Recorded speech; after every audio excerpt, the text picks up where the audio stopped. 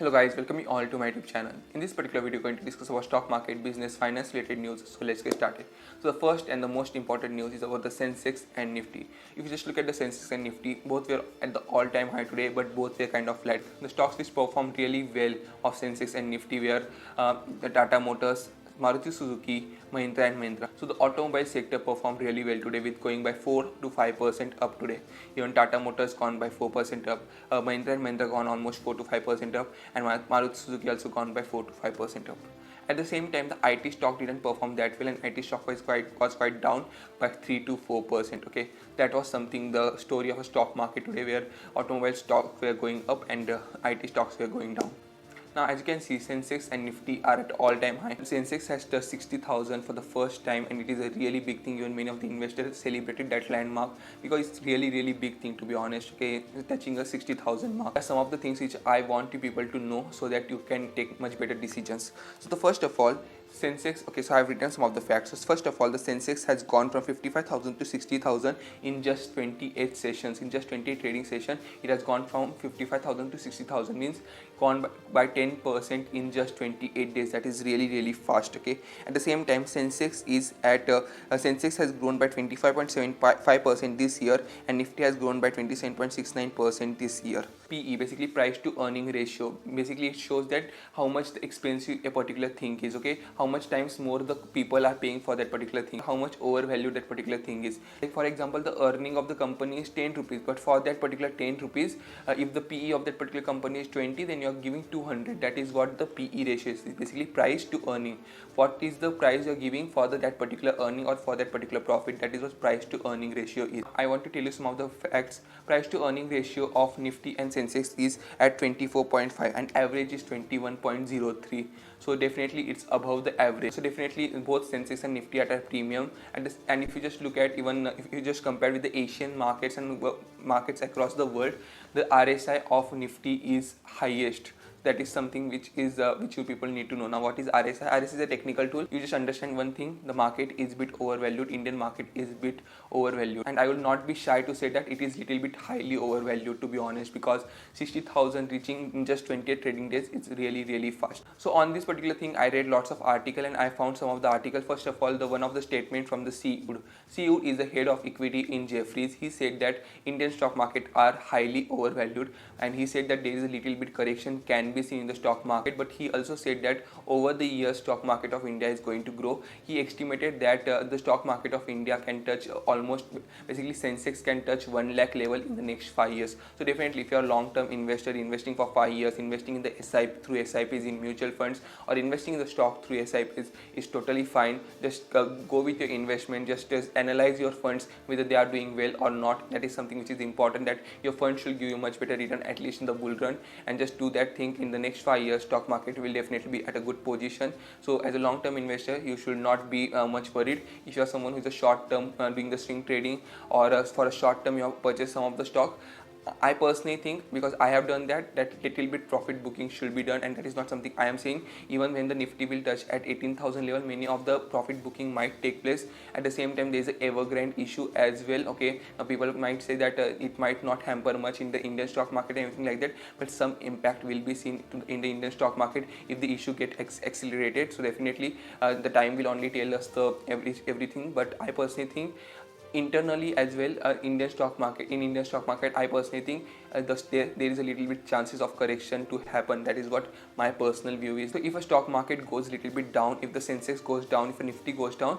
it will be a correction and not a crash, and corrections are very much important for the market health, for the economy of the market, and that's something which is really important. So because that's also invite more and more investors, and that also gives many of the investors the chance to invest more. So definitely correction is great. So let's see how the things goes. I personally think there is a little bit chances of correction. So the next news is, I was reading Economic Times, and in that this particular news was given. So there is a Economic Times startup award. Okay, so the startup of the year award by the Economic Times was given to Zomato. It was a 2-hour session, I guess, held on Sunday, and this particular award was given to the Zomato. Now here's one thing I personally think: I am a little bit bullish on the Zomato because the way their ecosystem is, the way their dominance is into the market, and I personally think they might be in the loss today. They might be lost the company today, but I think over the years this company can literally do well. The only thing they need to do is to sustain in this market, because that is something which is very much important. They might not get the profit, but they should at least sustain in the market. If Zomato is able to sustain into the market and able to control little bit debt, even not earning much of a profit, I think this company can do really well. Over the years, this food delivery thing is going to grow up and up and up. Even it has came into a tier 1, tier 2 cities, but still there is a penetration in tier 3, tier 4 cities and even the rural areas. So that particular penetration will be covered over the years. So I personally bit bullish on the Zomato. Next news is from the Tata. So Tata is going to integrate all the flights. So they basically own Singapore Airlines. They have Air Asia, and they also own basically Air India. So fun fact, Air India was started by Tata only, by JRD Tata. India made Air India public, and as a result of it was owned by government. Maximum stake was owned by government, and now it is back to the Tata. So obviously that particular circle is now completed. But Tata basically purchased Air India maximum stake now, and Air India, Air Asia, and at the same time the Singapore Airlines, all three will be integrated. So all three will be integrated and it will be only one entity. So that is something Tata is planning to bring all three in one umbrella. Third news is about iPhone 13. कुछ भी difference नहीं, मुझे तो नहीं लगा iPhone 12 से. There is only some difference, like they made camera a bit more different. They just changed some position of camera and some other things they changed, like 120 hertz refresh rate on the screen was given, that's all. But I didn't found much difference in the iPhone 12 and iPhone 13, but it's totally fine. Many people have the craze, people like iPhones, and people definitely purchase it. That's kind of marketing the iPhone has done. Talking about the iPhone 13 demand has gone up into the Indian market, but the supply is not that sufficient. Reason is because of the shortage of components, because of the shortage of many of the semiconductors, many of the raw materials. This thing is happening. So all those consumers who have ordered the iPhone have to wait for some weeks. So the next news is from the Reliance Retail, and there is basically two news from the Reliance Retail. The Reliance Retail is planning to have its own beverage and food company, basically own food and beverage brand, which will basically give competition to the Nestle, to Coca-Cola, and to PepsiCo. All these companies will be given competition by the Reliance Retail own brand in food and beverages, because food and beverages is the fastest growing industry in terms of organized retail sector. As a result of which, Reliance is also going to come into the food and beverage segment to give the competition to this company. And they have appointed the former chairman of Coca-Cola. They have appointed him for this particular project of food and beverages. So एक चीज़ है, Reliance whenever they come into any business, they appoint the top people. I have been reading the news, and every time they come in any business, any new business, even now when they're entering into the natural energy business, they have appointed the top people. That is something Reliance has always been doing, and because of which they definitely get the best result into the market. At the same time, Reliance is also thinking to bring one super app in which all the kind of facilities from e-commerce to retail to telecom sector to pharma and different other kind of facilities will be available in that particular super app. So Tata भी super app निकाल रहा है. Now Reliance is also thinking of the super app. So next news is from the electric vehicle sector. So I have been reading one article into the Economic Times. In that particular article, this electric vehicle, what electric vehicle companies are doing nowadays, they are hiring freshers. Basically startup companies used to hire freshers, but now electric vehicle companies are also hiring freshers to get more and more ideas. Basically freshers means who have just passed from the college or third year, fourth year. Basically they are hiring the young people. The main reason is, first of all, they are cost efficient and they have good idea. They are young, so young minds are always great. And basically what their model they are following, it's very interesting. First of all, they are hiring the experts. So for example, there is a person who is expert in that particular industry. They are hiring that particular person, and they will give him the maximum salary. Let's suppose they're giving 24, 25, 26, whatever salary they are giving him per year. And then they are hiring some other people whom they are giving very less salary, and that particular person and all these people will come under that particular person. That is what the model they are following. Instead of hiring many of the experts, they are hiring one expert and then other people who are young, who are freshers, who are cost efficient, at the same time who can definitely bring good ideas in this electric vehicle segment. I personally think electric vehicle segment is a different from the conventional vehicle thing, and there's a lot of new innovations that can happen into this particular sector. So definitely this is a really great thing, and obviously many of the companies should apply this model, because young minds have a really great idea. Even lots of startups can be created into electric vehicle sector. So definitely a good ideas can change a whole fortune for the company. So this is a really great model. The next news is from the electric vehicle sector only, and it is said, it is estimated by the experts that electric vehicle basically demand for the commercial use might go by 15 times up in the next to 9 months because of the increase in the, first of all, because of the increase in the crude oil price, because of the increase in the petrol cost, and the increase in the diesel cost, because diesel petrol have cost has increased a lot, as a result of which this particular electric vehicle might be used for the commercial use. The first reason is basically increase in the crude oil, and the second reason basically the lots of incentives given by the government. So definitely electric vehicle will be used for the commercial use. Definitely the use of electric vehicle in the commercial, for the commercial need, will be the first thing happening, and then people will start using it more and more and more. I personally think electric vehicle is really great and it's cost efficient. Although the cost of the electric vehicle is more over the, it will definitely decrease with more and more technology advancement and technology getting more and more old, more and more production taking place. The cost of the electric vehicle will definitely go down. But even though it is costly, it saves lots of your money, because you just need to charge, and charging is very much cheap as compared to what is the cost of crude oil, what is the cost of petrol and diesel. For now the infrastructure is not that great in India, at least in India. So we need to wait for some more time, for some more years, for electric vehicle to be getting bit more generic, bit more used by more people. So next news is that basically petrol and diesel cost has kind of increased. So petrol in Delhi has gone to now 101 per liter, and diesel has gone to 89.32 per liter.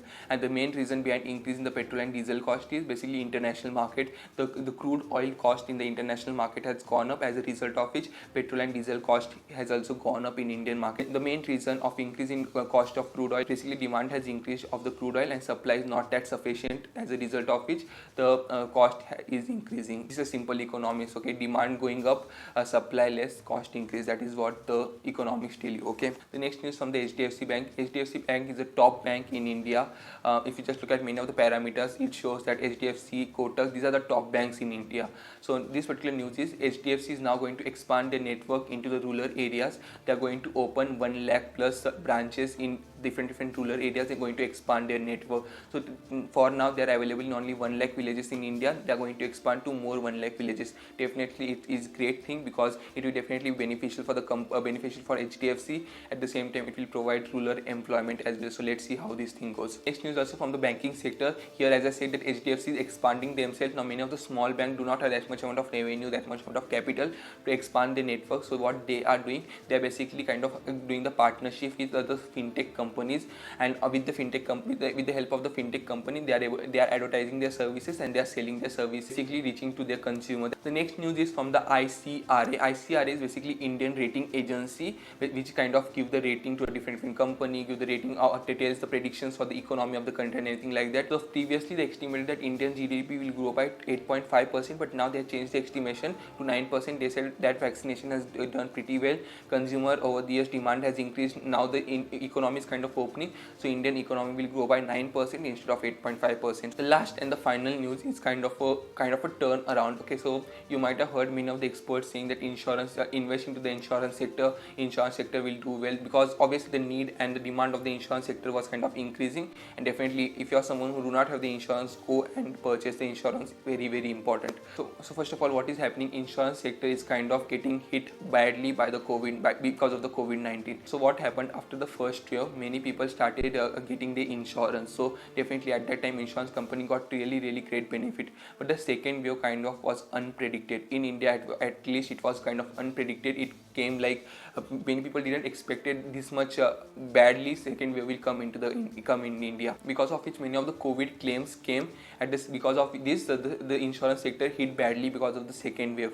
Now when all people are going out, okay, the market is kind of open, vaccination is taking very well, people are going out, as a result of which more and more accidents has increased in India. As a result of which accident claims have also increased. At the same time, because of the second wave, many of the surgeries were remaining. Like for example, let's suppose a person was going to do some particular surgery. Now that particular surgery was postponed because of the increase in the COVID-19. बहुत लोग hospital में भी नहीं जा रहे थे, because उसका डर था कि हॉस्पिटल में गया COVID-19 हो गया, तो उस टाइम पे वैक्सीनेशन इतना फास्ट नहीं चल रहा था. So now things are open, hospitals are kind of free, COVID-19 के इतने सारे केसेस नहीं आ रहे. As a result of which now more and more surgery claims are coming, more and more different other disease claims are coming. So इस particular reason के वजह से insurance sector is hit badly. And how much badly they are hit, I will tell you. In total 10 lakh insurance claims has came in this particular year, and last year it was only 9.8 insurance claim, and today and in this year till now, just like on still 3 to 4 months are remaining. At the same time, rupees 30,000 lakh crore claims has been already done this particular year. So definitely this particular insurance sector is bit struggling, has struggled because of the second wave. If you do not have the insurance, go and get your insurance first. So this was all from my side. If you like the video, like it, subscribe to my channel and share with your friends. Thank you.